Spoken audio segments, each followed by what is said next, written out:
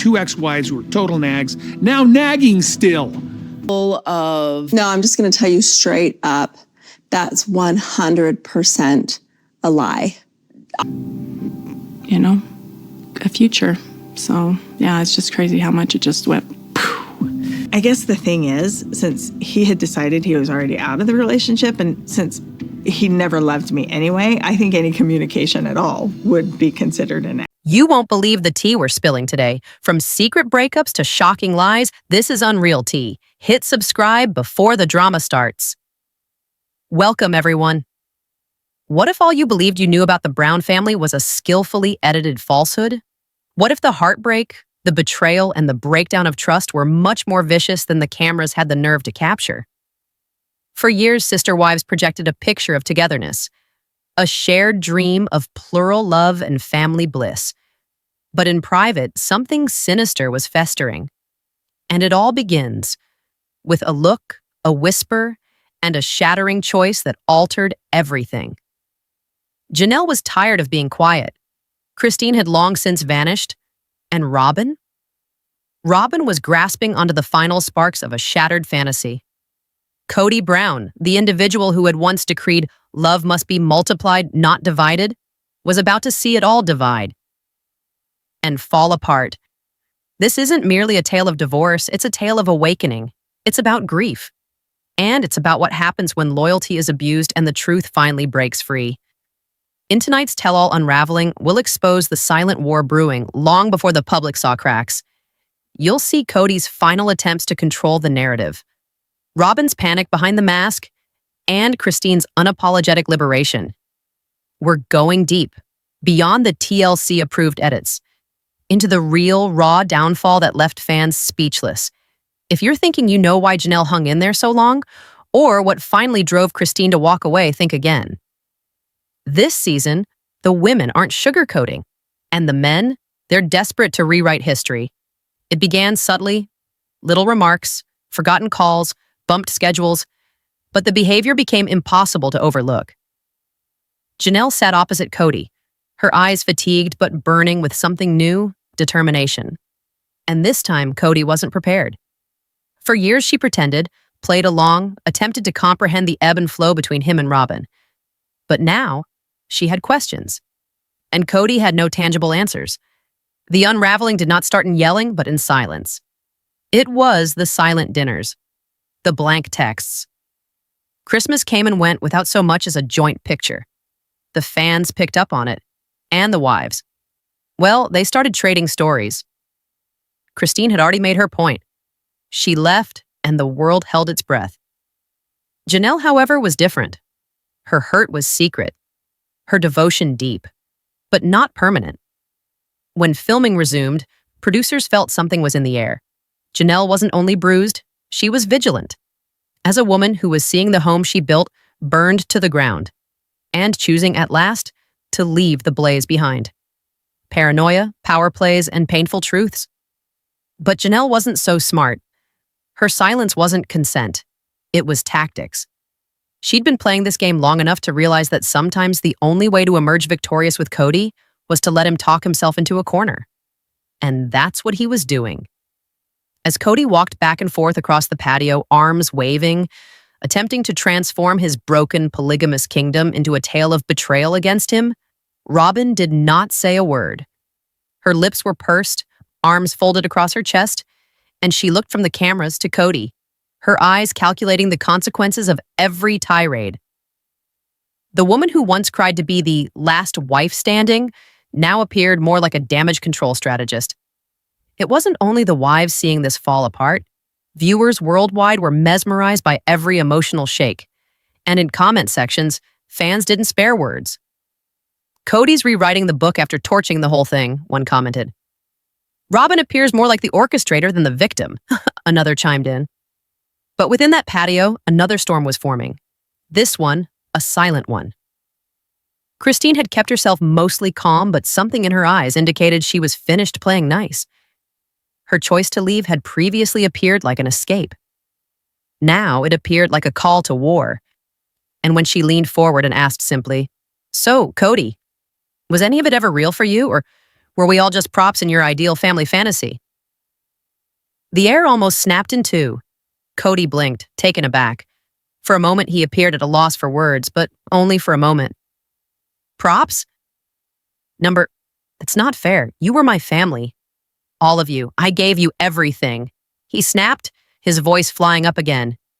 Meri finally joined the fray with a voice so icy it could slice glass. You gave us everything? Cody, you took everything and then complained that we noticed.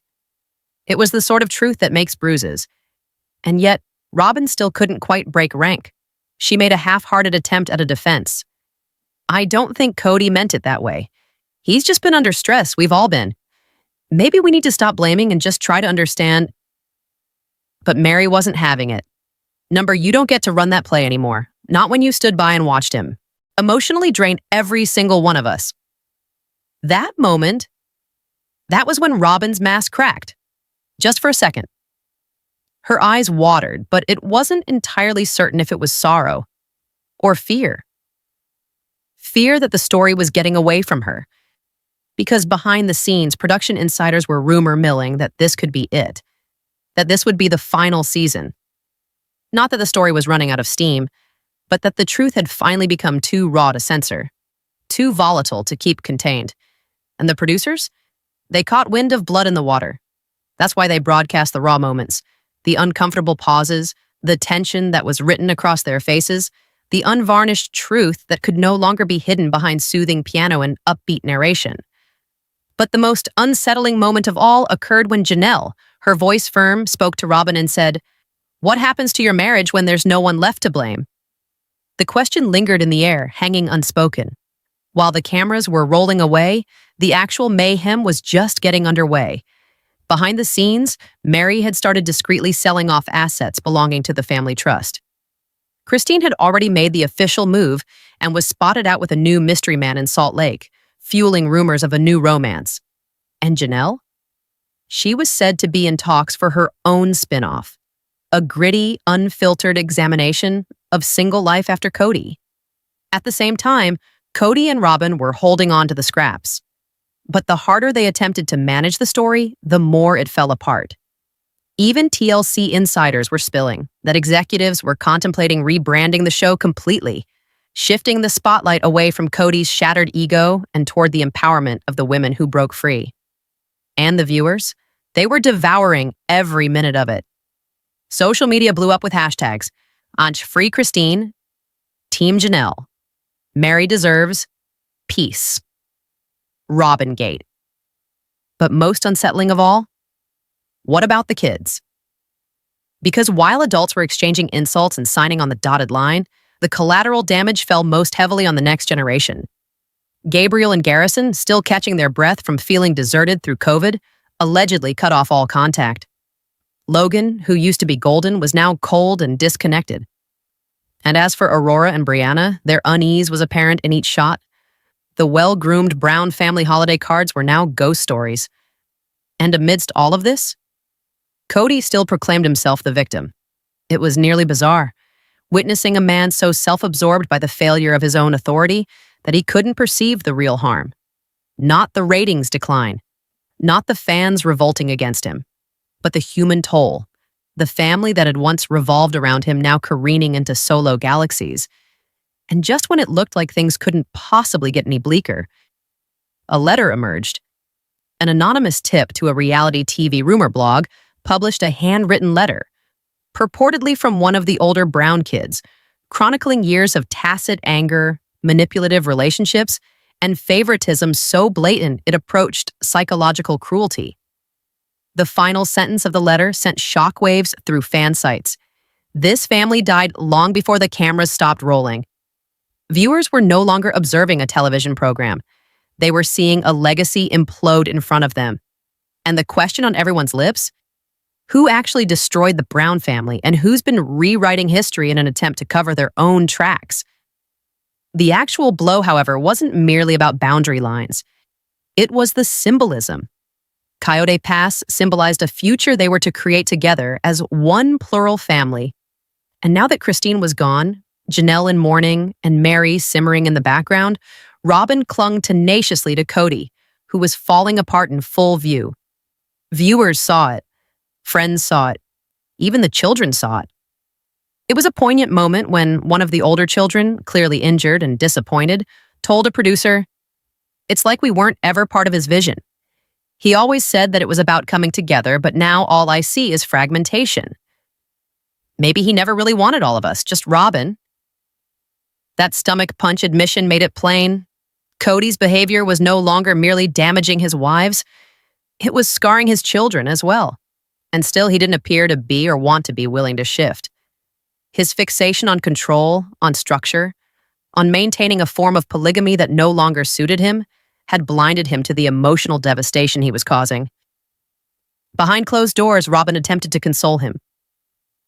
"You tried your best," she said softly one evening, her eyes tear-filled as Cody gazed at the fire pit where they used to sit together as a family. "They didn't care enough about you like I did." But she said it with no weight. Cody's silence was not peace. It was brewing resentment. Resentment towards his other wives, resentment towards his older children, perhaps even anger at Robyn herself for being the sole survivor, for being the reminder of all that was wrong. Meanwhile, Janelle was struggling with something much more profound than deeds or real estate. She was grieving a son while searching to become a whole person again. Daily, the vacant chair at her table served as a reminder of Garrison's laughter. Each unread book from Cody brought back memories of how chilly and remote he had become. And just when the burden of emotions wasn't sufficient, there were financial storms on the horizon. The joint bank accounts of the family, which had been a testament to unified strength, were now battlefields of distrust. Who put in what? Who took most of it? Where did the Coyote Pass money go? Christine, at last at peace in Utah, gazed back with a bittersweet blend of relief and remorse. Relief that she had escaped the turmoil before it consumed her completely. Guilt that Janelle remained behind and endured. "I see her struggling so desperately to stay above water," Christine said to the camera, her voice breaking. "I wish he'd gone with me. Maybe then. Maybe Garrison would still be alive." That eerie maybe hung in the air long after the camera stopped rolling, because nobody dared to speak it out loud. But the suggestion was a scream. The emotional breakdown of the family, the favoritism, the abandonment, the betrayal might have indirectly led to the greatest tragedy they had ever experienced. In Flagstaff, Meri paced the now empty yard at her house, alone. Her marriage with Cody had plateaued years before, and Robyn's arrival only served to cement her exile. There was no dramatic showdown, no blow-up, merely quiet. A sort of emotional abandonment that sent the message loud and clear. She was no longer included in the plan. "Sometimes," Meri hissed in a one-on-one confession, "the worst is not the yelling, the fighting. It's when they stop looking at you at all." Her voice rang out with ominous finality. This was not the end of a marriage. It was the elimination of a life that had been lived aloud, now relegated to the background of someone else's love story. And as Meri disappeared from view, Robyn attempted to take her place in it. She took out a journal she had kept throughout the years, a record of grievances, moments, and aspirations. Inside it were lists of sacrifices she thought she made, accounts of talks she pleaded with Cody to stay with the family intact. She wished it would someday prove her right. Instead, reciting it aloud appeared to drive the cracks deeper. "I never wanted this," she wept. "I thought if I just loved hard enough, they would all stay." But love, the way Robyn had used it, had become money in a game Cody no longer knew how to play honestly. His love was conditional, with rules, with hierarchies. And everyone else finally stopped playing. The cameras, though, kept on rolling. Later in the scene, we find a surprising moment play out. Cody reads a letter.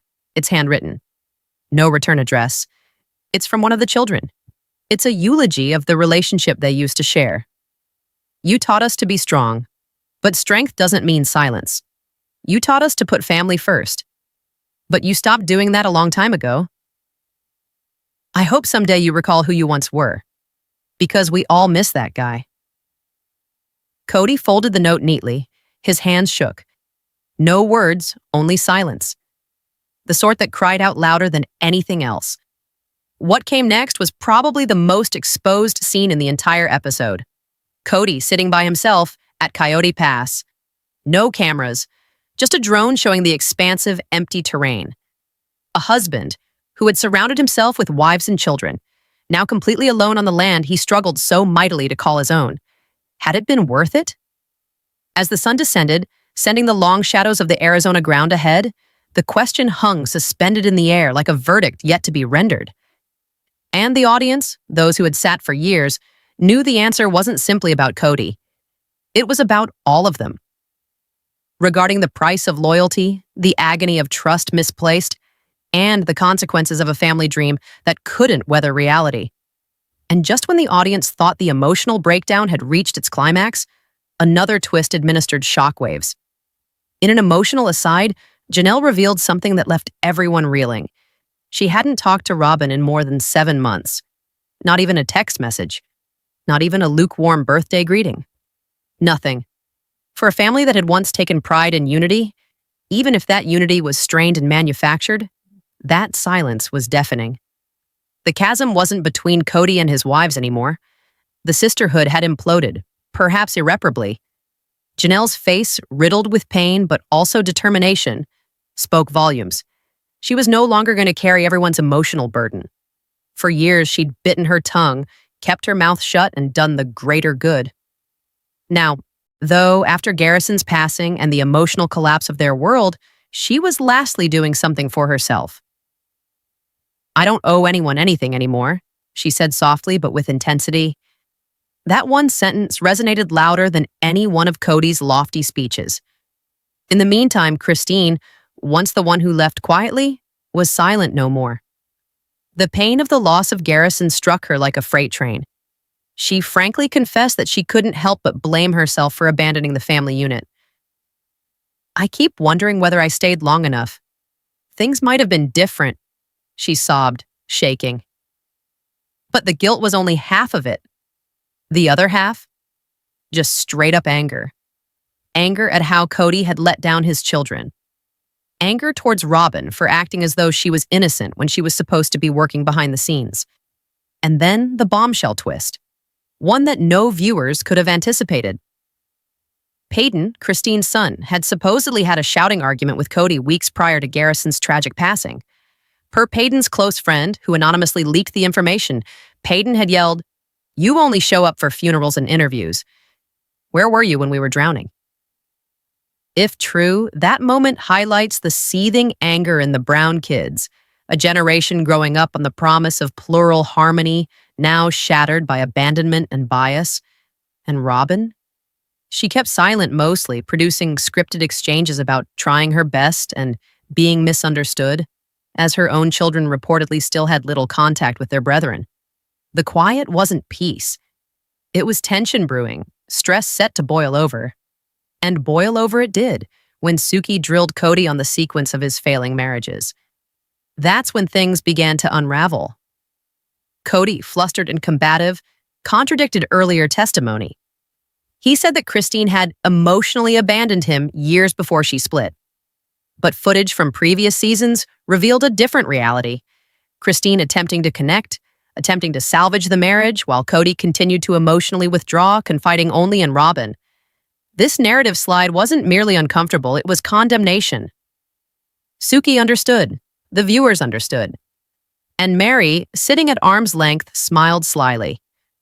For once, she wasn't the one wrapped up in Cody's contradictory web. She was out, free, even if her independence had a price of decades of emotional martyrdom. But the biggest jaw-dropping disclosure of all was the revelation in the final 10 minutes of the segment. Video TLC nearly did not air. A raw, unedited video from the set showed Cody standing in a corner, pacing and cursing under his breath. The mic picked up only pieces. "I did everything for them. They left me ungrateful." Then a crew member softly asked him if he wanted to take a break. Cody's response? "Number, let them see it. Let them all see who I really am." And we did. The web blew up in minutes. The fans flooded Reddit, TikTok, and YouTube, picking apart each word, every look. Theories ran rampant. Was Cody finally cracking under the weight of his own narrative? Was Robyn the true mastermind? Or were they both just caught in the web of a collapsing empire built on forced smiles and broken promises? Sister Wives Exposed trended for days. In the next section, we'll explore the explosive reactions from the Brown children and the moment one of them confronted Cody on camera, shaking the family tree at its roots. And just when the dust was settling, it was Janelle who came back with a soft but powerfully charged energy that would turn the story on its head again. She wasn't loud, she didn't yell, she didn't accuse. But her silence, the calm determination in her eyes, cut deeper than anything words ever had. As Robyn attempted to regain the public narrative through tears, and Cody attempted to redefine history with half-truths and changing excuses, Janelle stood in wordless defiance, a mother who still grieved, a woman who still healed, and a soul that would not allow the lies to define the family's legacy. In the most unlikely twist, Janelle consented to sit for a surprise solo interview with Suki on her own terms. No script, no producers, off-limits questions not allowed. What transpired was perhaps the most unadulterated, most honest segment the program has ever aired. Janelle, looking directly into the camera, did not cry. She did not scream. She just stated reality so softly, so lucidly, that audiences nationwide were left gasping. I stood by watching my kids slowly drift away from a father who failed to show up. Not because they didn't struggle, but because he didn't struggle for them. And now one of them is gone, and we don't get a second chance. The studio fell silent. Even Suki, who was renowned for her composure, was visibly shaken. The gravity of those words bore the anguish of 1,000 unresolved arguments, the memories of a home filled with laughter now haunted by specters and sorrow. And then the ultimate question, gentle, near whispered, "Do you forgive him?" Janelle drew in a deep breath. Her gaze never faltered. "I'm trying to forgive myself first, for letting so many things go, for believing loyalty over truth. And Cody? That's between him and God now." Those were more powerful words than any rigged drama the show had ever produced. It was no longer about tantrums, scheduling conflicts, or unfairness. It was about healing after betrayal. It was about getting back dignity after being cast aside. It was about emerging from shambles. Christine, sitting in the wings, had tears streaming down her face. Despite their differences, she saw the courage in Janelle's position. It was like remembering the words she had spoken to herself so many years ago when she walked away, not only from Cody, but from the version of herself that had become smaller. And Meri? She remained silent, fists furrowed in her lap. She wasn't mad at Janelle. She was mad at the truth finally coming crashing in. The years spent going hat in hand, scratching for crumbs, battling for a man who didn't battle for her. Realizing that at the end of it all, they were all left with nothing but Robyn clutching the final fragment of the fantasy. Even Robyn's children, previously protected from the war, began to question. Fans picked up on moments amidst scenes at home. Glances exchanged, silent stares, tension mounting in a house that was no longer whole. And then, in an instant nobody was expecting, Suki revealed a second special, The Final Reckoning. A sit-down with the grown kids. No Cody, no Robyn, no editing. Just their words, their experiences. Gwen, Hunter, Peyton, Mykelti, even Logan, all sitting down together, not to lunge, but to reclaim their narrative. To talk about coming of age in a broken home, where love was conditional, loyalty was used as a weapon, and silence was survival. Viewers got a taste, Hunter's voice over somber music. We weren't just kids in a plural family. We were casualties in a love story that only existed for cameras. The clip broke the internet. Forums imploded. Fans cried. Even old critics of the show conceded. This was not reality TV anymore. This was generations of pain being stripped away, exposed, and at last, shed. And while the Brown family stood at this impossible juncture, ruptured trust, visible sorrow, public scrutiny, one truth resonated more loudly than ever. Cody might have constructed the mansion, but it was the women, and now the children, who bore the burden. And they were no longer going to bear it in silence. They are emerging into the light one by one. And whether Cody wants it or not, the truth is no longer his to keep hidden. This family's drama is far from over. So smash like. If you're Hike Team Wives, subscribe for the next explosive update and drop a comment below. Who do you think will win? Stay shady, stay curious, and I'll see you in the next scandal. Behind TLC Sister Wives out.